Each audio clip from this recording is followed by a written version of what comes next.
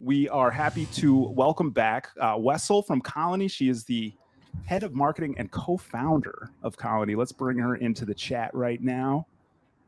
Production, help us out. Hey guys, Hello. how's it going? It's going great. How are you? Yeah, absolutely great. I feel terrible that you had to wake up this early to. Oh no, it's all good. We were just playing. It's not early. it's not. Like Jimmy's just playing. It's all. I'm just being being dramatic. Don't listen to me. Dramatic. It's all for the fun of the show. You know what I mean? Of course.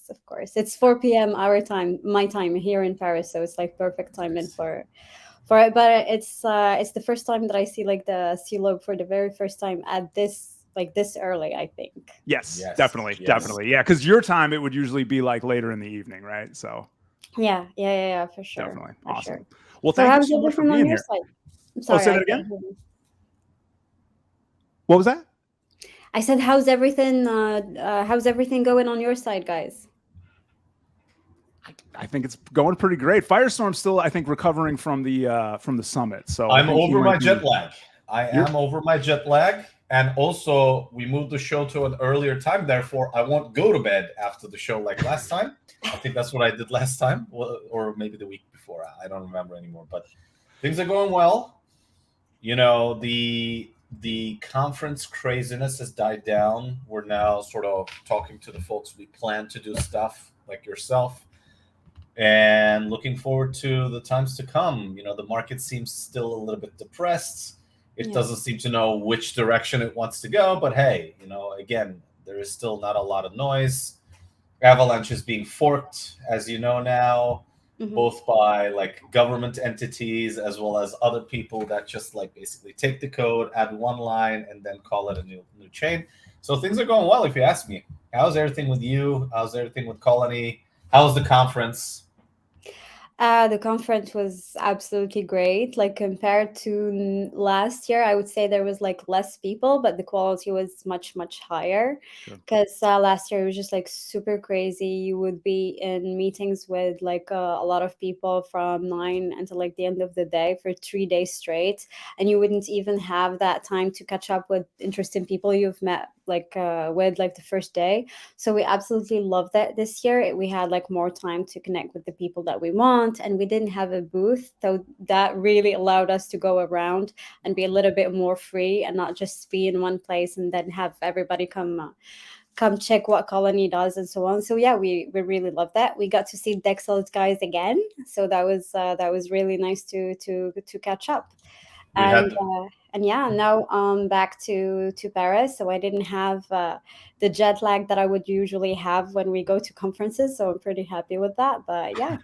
Yeah, we had like a very nice chat with Wessal at, I think it's right next to the monastery. It was kind of funny because the bench that we were sitting was on like an incline, and I was like holding for dear life so that I don't slide down. But you know, it was one of the nicer chats that I remember.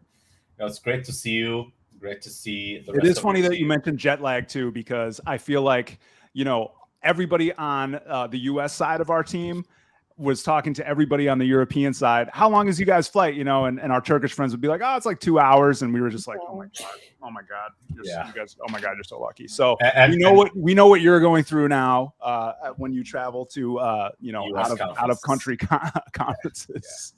And my trip was problematic because I ended up buying the ticket a bit too late, and there was only one airline remaining for the actual times that I wanted to get and leave there.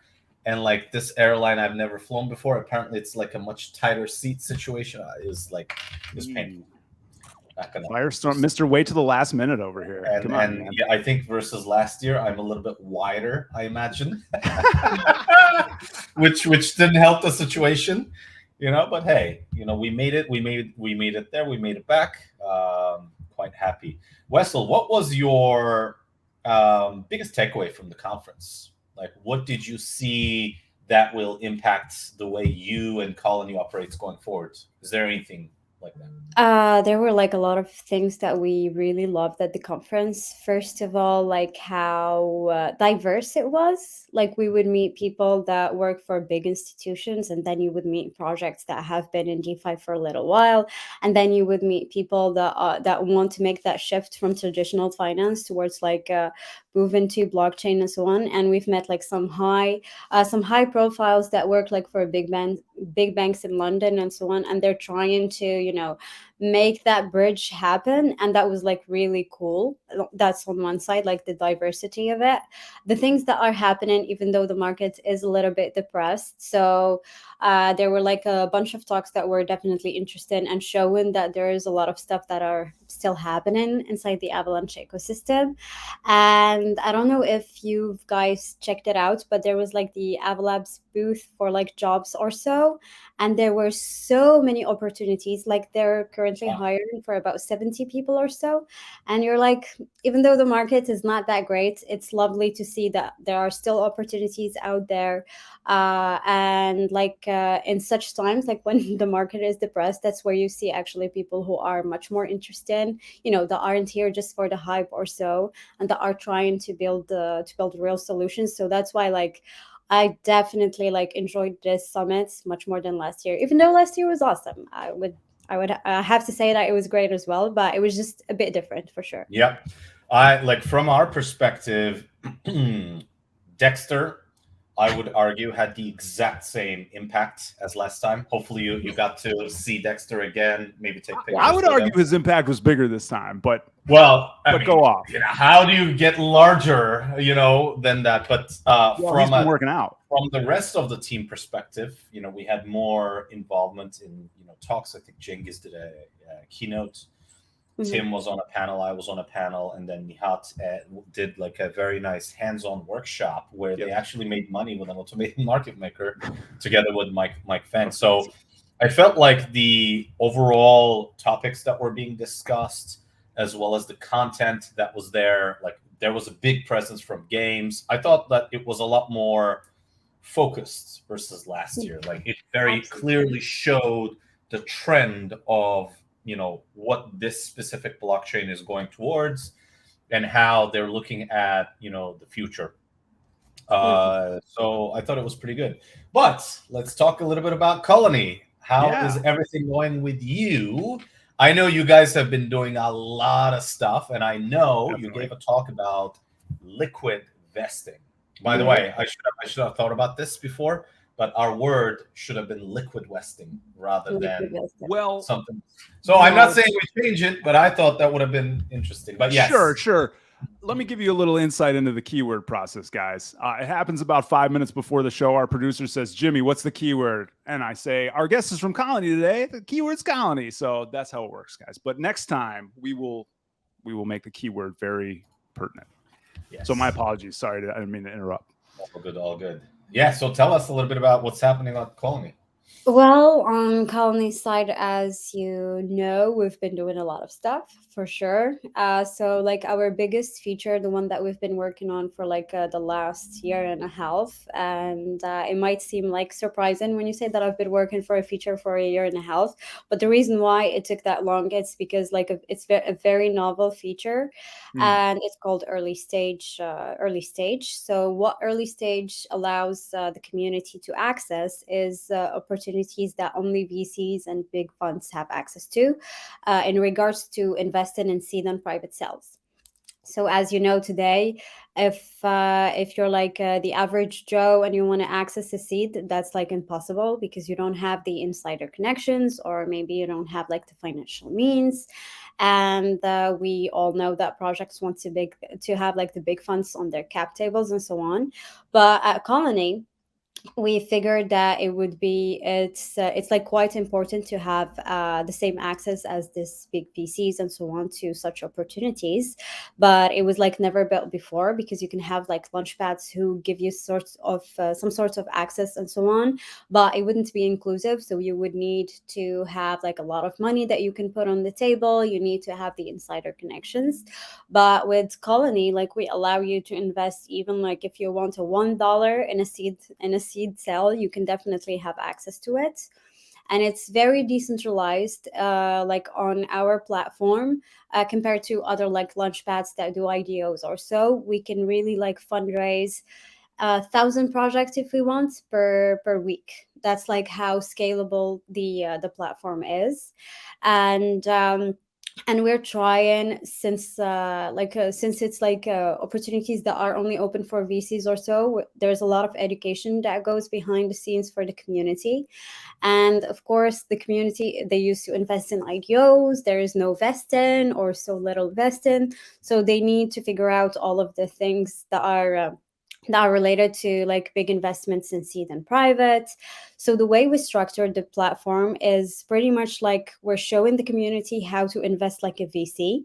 So we're talking about like the same process that would a VC have. So you have the deal flow, you get like projects, etc. You share your deal flow with other people. You get to know the projects that are trying to raise. Then once like you're interested in a project after the deal flow, it would move to analysis. So in analysis, what VCs would do, so they would they would have a scoring system in place, the different criterias about like the project innovation, the team behind it, the tokenomics and everything. And on our app, they can clearly like see the entire process. On deal flow, you would see all the projects that are currently trying to raise and like build on Avalanche. So they have access to a deal flow that like the Colony team is bringing. And usually sometimes like the community, since it's like very early info or so, you wouldn't stumble on a project, on Twitter or so that is like at seed or private and like nothing is done yet. Sometimes they don't even have a website. So we're really trying to give the community the same access to this sort of info as VCs. So that's like the first thing. And once the community like is interested in the projects that are on the deal flow in the Avalanche ecosystem, they can like upvote projects and say like we're interested or so. And like if the project has a lot of like upvotes, etc., it would move to the next step, which is analysis. And in analysis, we teach the community like how to rate a project on the product itself. Is it just like a fork, so it would have like 1 out of 5, or is it like completely innovative, so it's like 5 out of 5? The team, do they have like previous experience in crypto, or they're building something new and they've never been in the DeFi space before? And a lot of and the tokenomics as well. Is it just like very simple, no utility, or it's very smart tokenomics with great utility for like all the parties involved?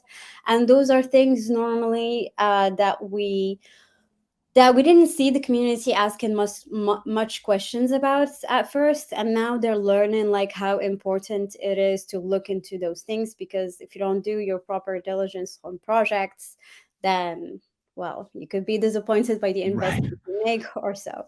So yeah, that's like the second phase they would see on the app.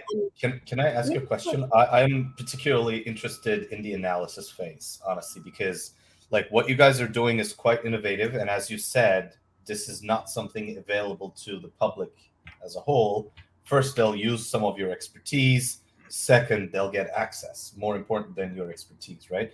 Do you mind just excuse me, do you mind just talking a little bit more about the analysis? Like, how do you guys view projects and how do you score them? You don't have to give super specifics. We just want to get like a mindset, and we want to communicate that to our audience, because a lot of people that I know are just in the game of, oh, let me put some money in and hopefully it works type thing. And I think it would be valuable for us to hear. Oh yeah, for sure. So like the scoring system that we've put on our app is pretty much the same one that we have internally, but internally it's like more of Excel sheets, and like the entire team would do like each team member would do his own due diligence on it, etc. And then we would have the common rating of like the team that did like the analysis.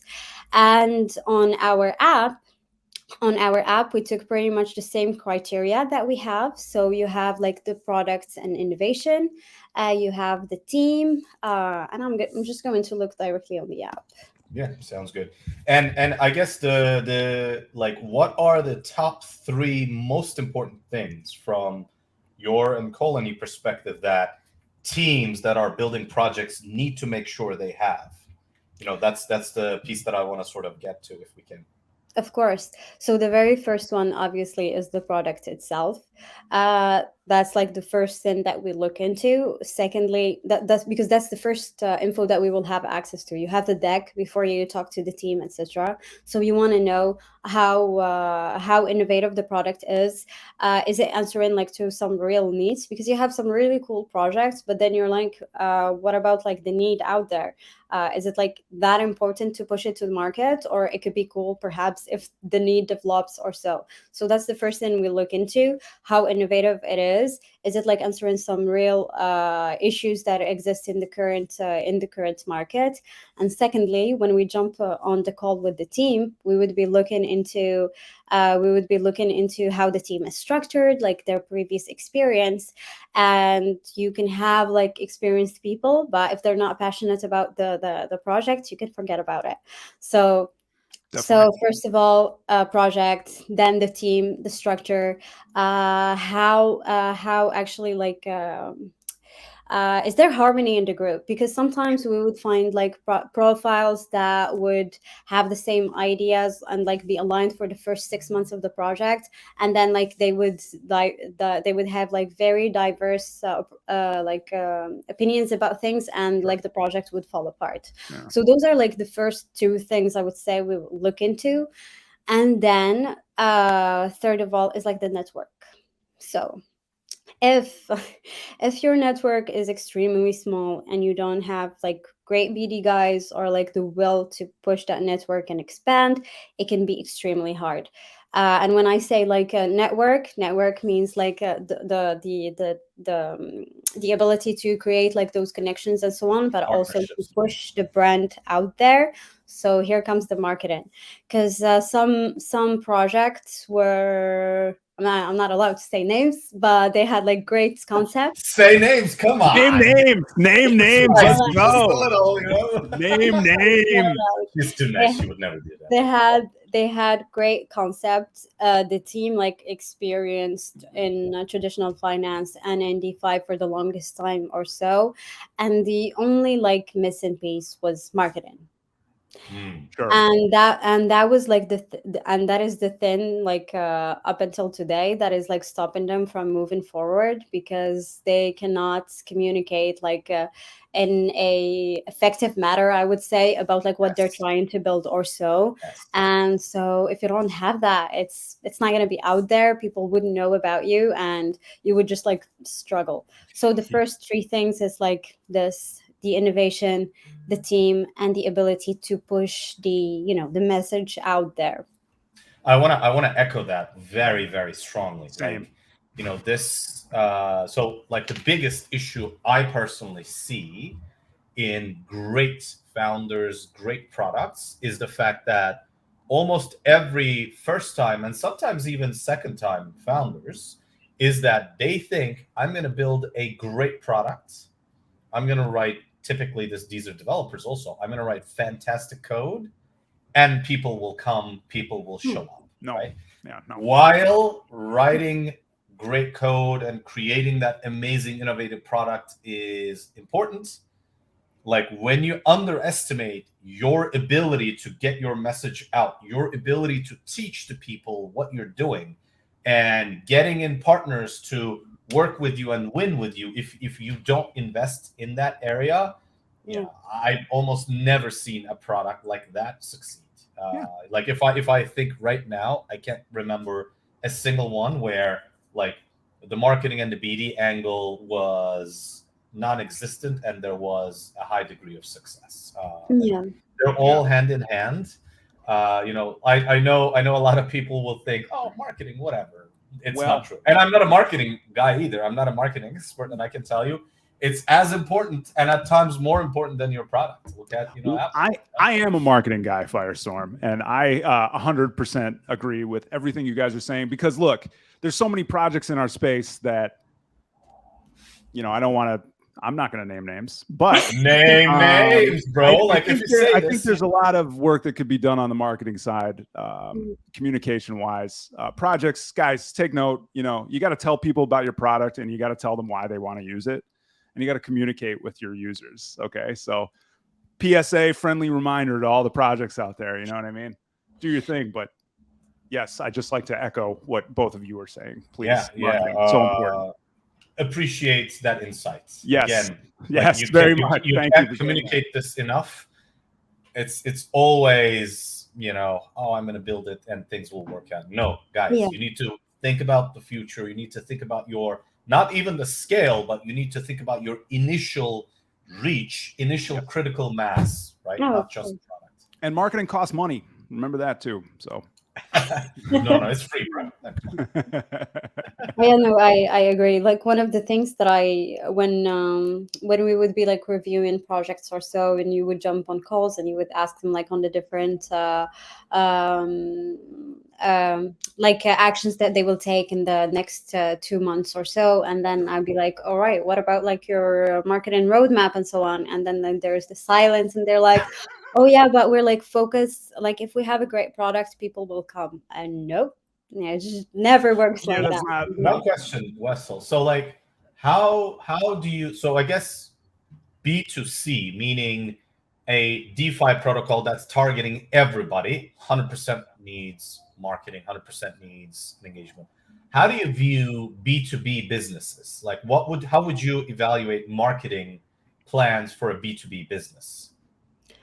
Like on our side, like for the project that, for example, that will try to raise like to raise like their seed or private on our side, we have like dedicated marketing just for them.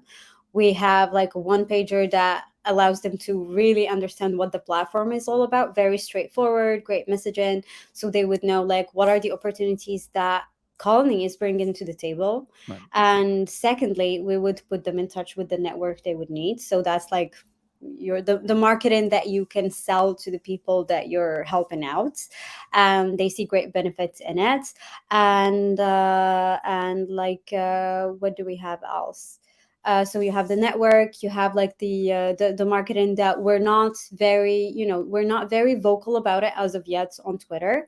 But like we have our channels with the projects and so on, where we would share the documentation and everything, and we would pitch things as if we're doing like marketing with B2C. It's just like different messaging and so on. And yeah, don't know if that answers fully your question. No, it does. It does. And I guess the follow-on question is, Colony is currently more focused on token-based raises. Is that correct? Or do you guys do everything? Do you do equity as well? No, we can't do equity, so it's because just it's like securities. token. Yeah. Okay, Yes, makes sense. exactly. Okay. That's like the big question we had during the summits. Yes. We haven't been building this like for almost 2 years to then say, it's a security, it's okay, we're not going to take like much action on that regards. But we like the legal side, that's something that like the community, I would say, don't see much. But there's been a lot of work with the lawyers and everything to make sure that in 2 years, 3 years from now, we're still here. Yes, of course. And that's great to hear. Okay, so this is the investment solution. And how does liquid vesting come into play? Can you talk a little bit about that as well? Yeah, for sure. So for those who've never heard about liquid vesting before, Colony, it's great that we allow you to invest in seed and private. But when we talk about seed and private cells, you have long vestings in place. And when I mean long vestings, you can have projects with 3 years vesting and so on. And we know that for the project and for the community, it's important to have that primary market liquid, for the simple reason that if someone has an allocation in a seed or a private and they want to sell it, it would go to another person who's like more interested in the project and could be like a long-term holder. So how liquid vesting works on Colony, when you invest through our platform or so, instead of like receiving the project token that you invested in, like at each unlock of the vesting, you would actually receive 100% of your allocation fully unlocked. But you would receive like a tokens that represent the project token, and those tokens will give you the rights to claim the project original token on the vesting. And to make it liquid, of course, means tradable, etc. We've built a DEX for that. So on our platform, you have a decentralized DEX that allows people to trade their early stage allocations fully unlocked. And we call these like tokens that represent your right to claim on the original project token vesting. We call them CE token. It stands for like Colony early stage token or so. And so yeah, you receive 100%. If you wanna like trade it or so, and get rid of your allocation or even buy more out of it, you can actually access the DEX and trade it over there. And what's great about it is that it can be traded indefinitely.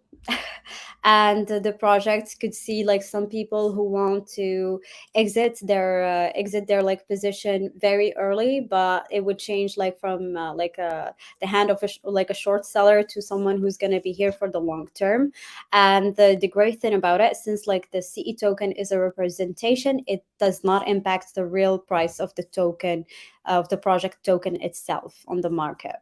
So that's how liquid vesting, I would say, globally works. But so I guess you're saying it's not really a pegged asset, but like adding liquidity to.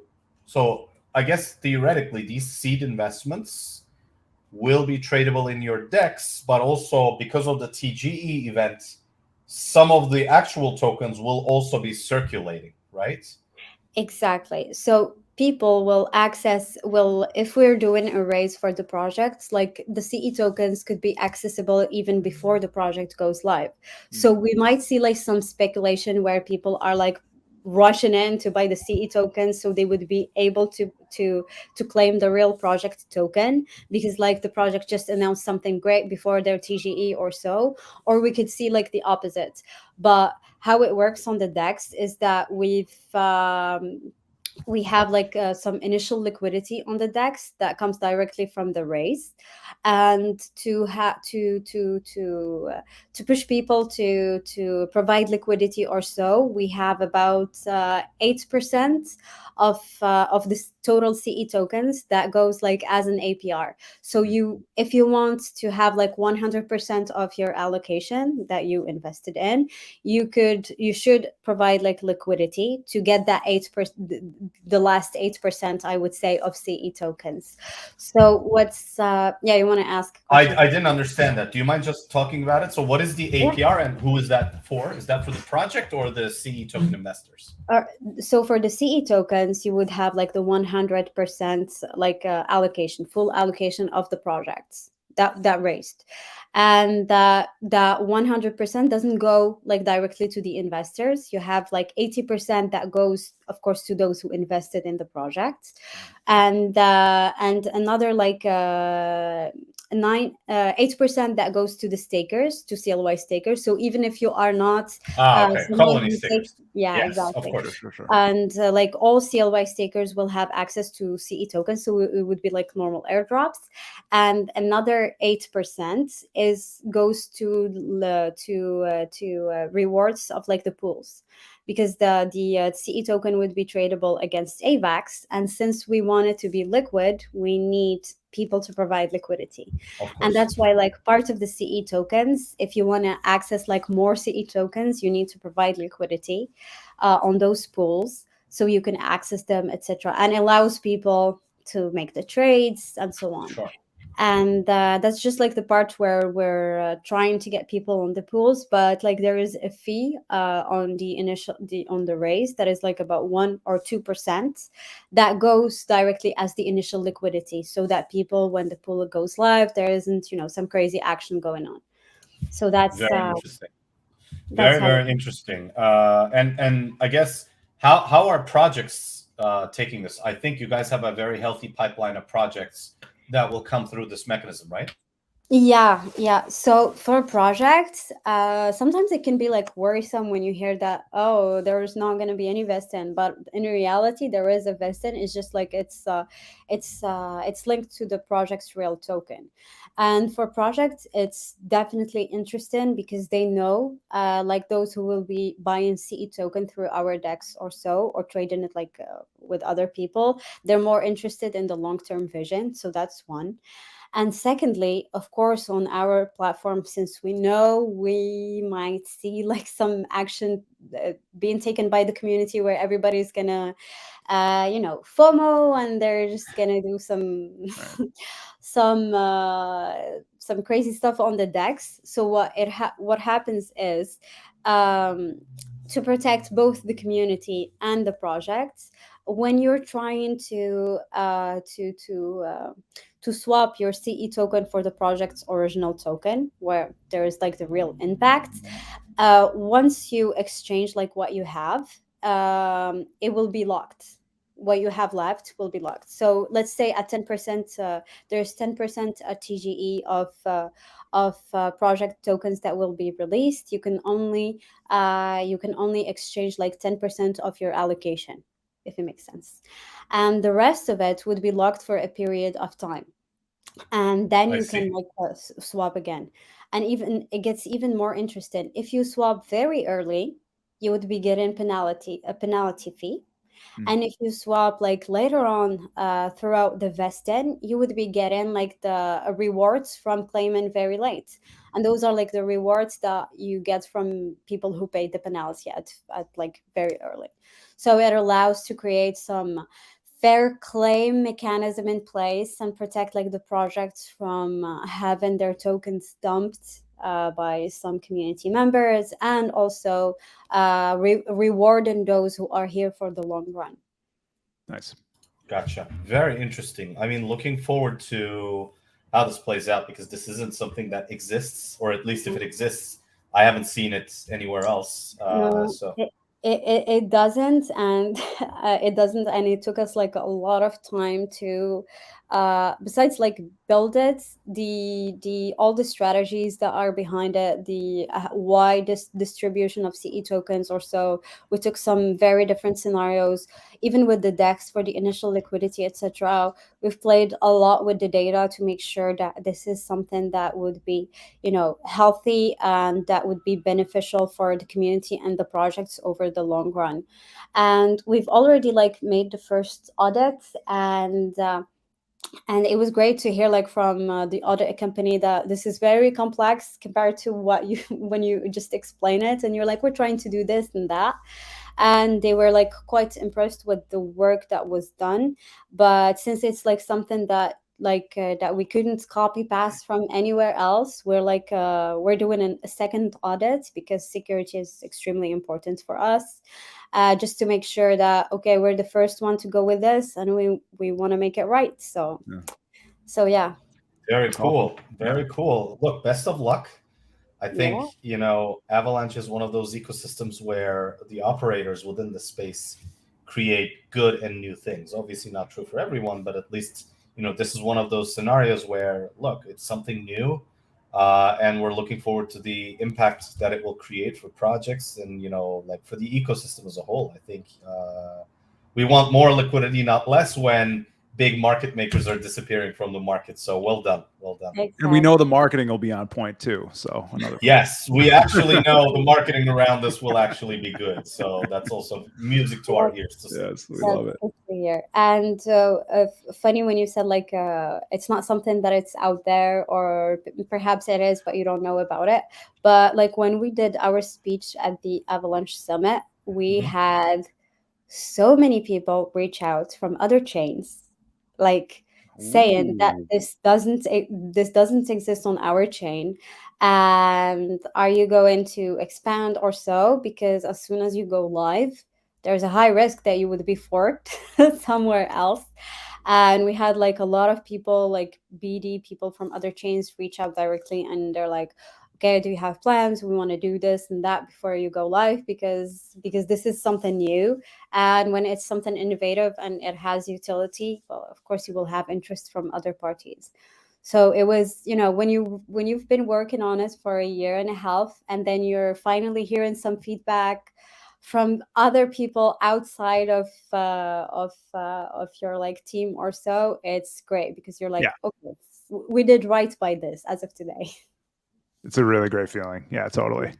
It looks like there is a question from our chat. Spellerin, thanks for the follow. First of all, will you expand to other chains? Is the question.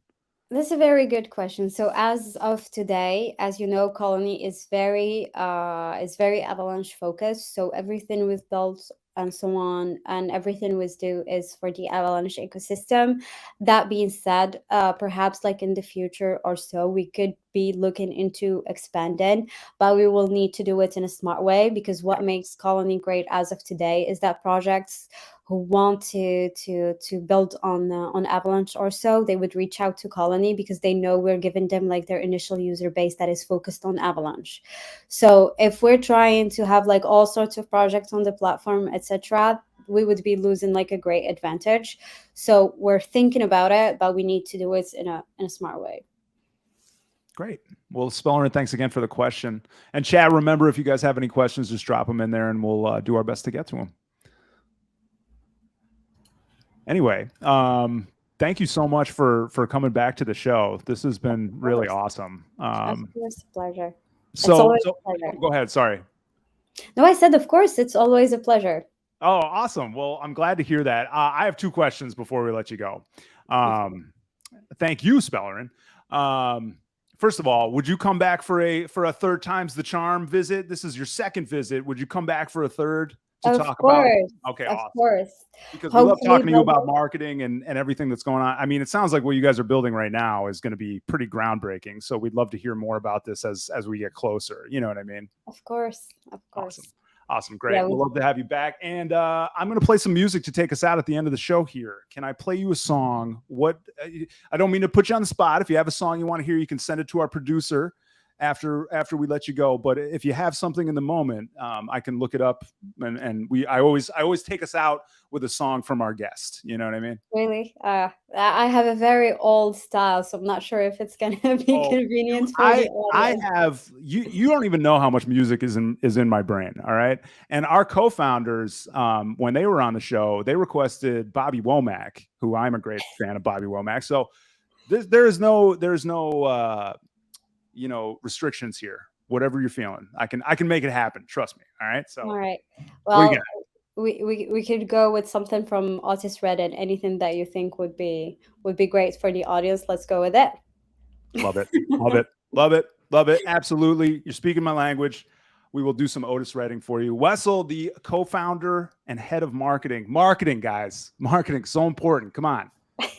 Colony Labs. Yo, it's great to have you back. Great to see you. Great to have you back. Thanks for coming. Thanks for having me, guys. And take care. And of course, like the Colony team, sometimes like we watch like the CLOB time to time, and we like discuss the guests that you bring, the subject that you talk about. So it's like really fun to jump into one of the episodes, and it's just like fun, chill, and interesting.